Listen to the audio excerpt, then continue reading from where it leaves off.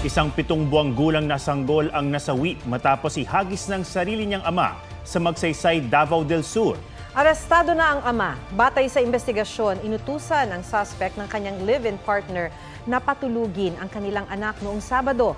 Pero imbis daw na sumunod, bigla nitong hinagis ang anak saka umalis.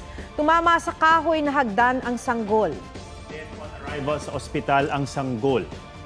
Nahaharap sa kasong parricide ang suspect. Isa sa ilalim naman sa counseling ang ina ng bata.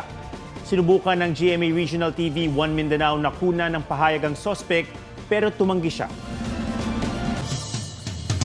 Mga kapuso, alamin ang State of the Nation. Mag-subscribe sa GMA Integrated News sa YouTube. Sa ating mga kapuso abroad, samahan niyo kami sa GMA Pinoy TV at sa www.gmanews.tv.